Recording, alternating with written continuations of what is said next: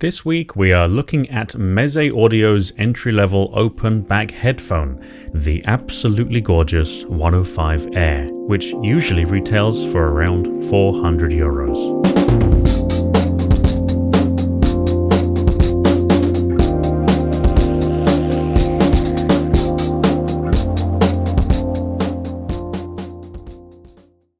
Sporting the same classic Meze Audio headband design with suspension strap and rear center mounting to the cups for even pressure distribution on the oval cups, the 105 AER is unmistakable as a member of the Meze Audio family. But in case you forgot, they started out producing kinda mediocre closed-back on-ear woodcut portable headphones like the 55 Classics in 2010, and the Audio-Technica clone-looking 88 Classics in 2011. Looking at them now, 15 years later, all grown up, they've not just come a long way, but are leading the industry by example. This member of their lineup is doing things a little differently, with a stealthy color scheme, or lack thereof. Only the two pieces of headband hardware have a very sleek, shiny, gunmetal grey finish. The pseudo-honeycomb rear grille design with its elongated pentagons is vaguely reminiscent of a spiderweb or something alien. I actually really like this departure from the ultra-gaudy wooden gold, although I think a version with only gold hardware accents would look pretty neat too. As for construction quality, there's not much to say that hasn't been said by hundreds of other reviews. The design, materials, engineering, and construction is exemplary and would be expected at this level in headphones costing over 4 times as much. You even get a leather headband, so there's no stress over it flaking like pleather. The only difference here compared to Meze's higher end products is that a number of cost-saving measures have been implemented in order for this headphone to meet the price, such as the ultra-simplistic driver cover and the cable. Actually, that might be it. There appear to be only 2 obvious cost-saving measures compared to other Meze Audio headphones. Inside the headphones resides Meze's own proprietary 50mm dynamic driver with a carbon fiber reinforced cellulose composite dome. On the whole, this driver reminds me quite a lot of the peerless paper dome driver found in the Murph 1, DMS Project Omega, Kenerton Odin, Sierra Open Reference 2025, HFA Dahlia, and Aurorus Audio Borealis. But better, more on that later. The only place I might mark it down is that the drivers are glued into the baffles. This could be seen as one more cost-saving measure. The wearing comfort is exceptional. I was able to wear these almost all day for several days. The feeling of the headphones on the head I found very similar to the Sennheiser HD600 series. The earpad foam's density is about in the middle, similar to the HD600 series, and they provide a good balance between forming to the shape of your head and wearing comfort, which I find is always easier for oval pads anyway than round pads, especially at this moderate density. Since these are open back, the sound leakage is about average, but you can get away with low volume listening in an office space. You wouldn't want to listen to any headphone at moderate volume all day anyway, for your listening health. The fabric earpads provide a decent amount of breathability, and while I wouldn't like to wear any headphone on a hot day, these are no less comfortable than most other fabric earpad headphones. I'm also always happy to see superior materials used on earpads and not cheap pleather that can easily flake over time, so that gets a huge bonus point. Earlier I described the cable as a cost-saving measure. Sure, when you compare it with their higher-end twisted and braided cables, it's easy to see it that way, but in reality it's really fine. The main length is fairly thin, flexible, and fabric sheathed, while the 2 cables after the Y-split are rubber, which reduces friction noise compared to the fabric. The Y-split hardware looks and feels great, but all the plugs are very thin and small. I would have preferred a larger main plug, but the 2 small mono plugs to left and right channels are fine. One really cool feature that some might not have noticed yet is that the left plug is ribbed for your listening pleasure. So if you find yourself groping in the dark for your 105 AER and the cable isn't plugged in yet, you can always tell what side left should be. While the headband also has L and R markings, the headphone is symmetrical and channel agnostic. so as long as you can feel which side is the left channel, you will always wear them correctly. You also get a very nice zipped hard carry case, 6.3mm adapter and cable strap in the box. On the whole, the build quality, design, manufacturing and ergonomics are exemplary. The only place I mark it down is the drivers being glued in. Going back to the 50mm driver, I'm really very impressed with the sound of these headphones. Where they excel, just like the peerless drivers, is in their bass and treble extension. The 105 AER is tuned to have just a little less sub-bass with a little roll-off between 30 Hz and just one of the smoothest tunings I've ever heard.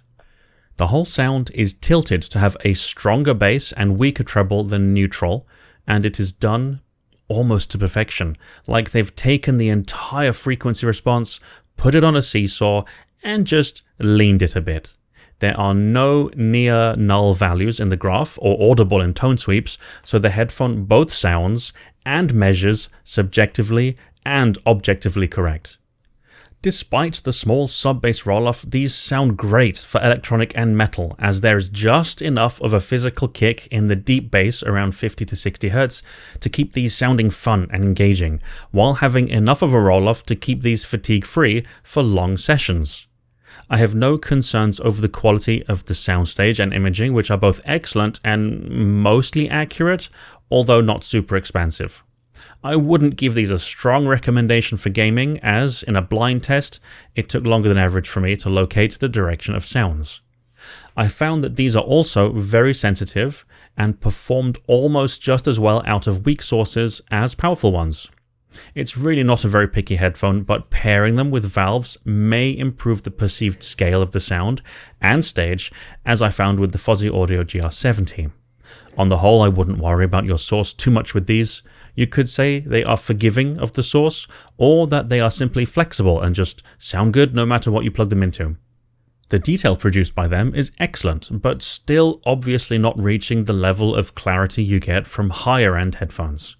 It's usually not obvious until you put on some really fast, busy music with lots of transients and layers.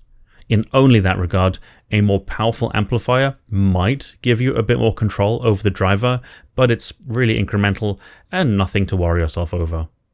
To sum up, the bass is almost as deep as any good linear planar, but has a smoother, slower, and more impactful attack. The mid-range is basically perfect. The treble is a bit dark, smooth and distant, but the timbre doesn't sound wrong, just relaxed. Now for some comparisons. The Sennheiser HD650, which can be found for about €50 less. The biggest immediate difference is that the HD650 is much less sensitive and therefore much more in need of a more powerful amplifier. After rough volume matching, the HD650 bass does not hit as hard as the 105 AER, and the treble of the HD650 sounds a touch veiled, but treble seems to play at about the same volume in both. For gaming, the imaging of the 650 is easily superior, with sounds being very easy to pinpoint. Between the two, the 105 AER is my preferred headphone because I prefer the stronger sub-bass response, which sounds more natural and correct to my ears. As long as you're not switching between the two, they both sound correct, and the HD650 is technically incrementally better for all-day fatigue-free listening.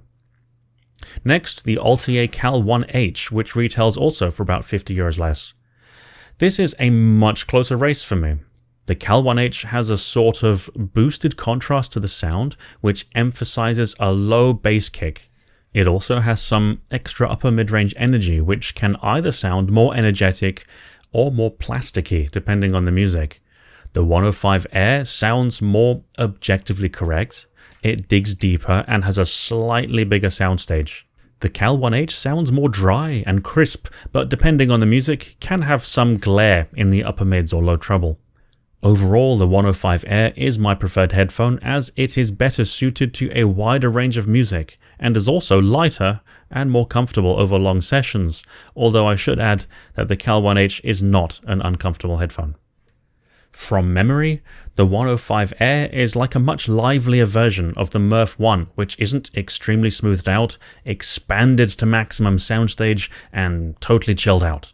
It's nice to see that they both follow a similar tuning philosophy, although the Murph 1 takes it to the extreme and sounds quite a bit darker, which is a fair trade-off for its insanely linear deep bass, something that the Peerless driver has been known for from time to time.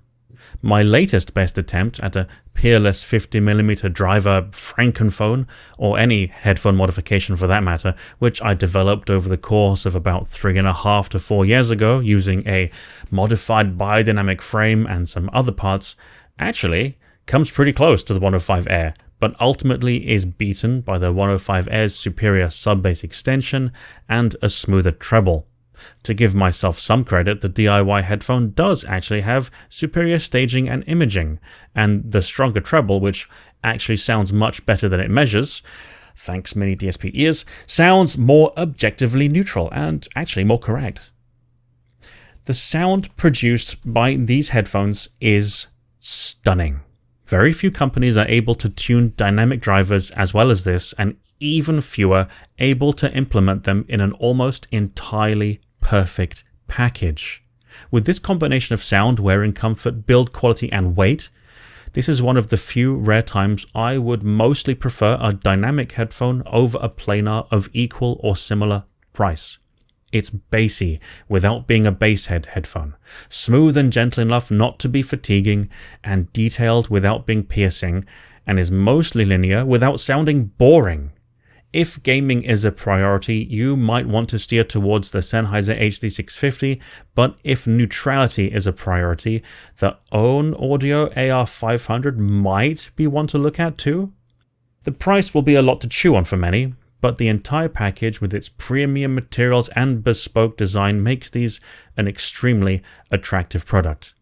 The Meze Audio 105 Air gets my fullest recommendation. That's it for now. Take it easy, and I'll see you in the next one.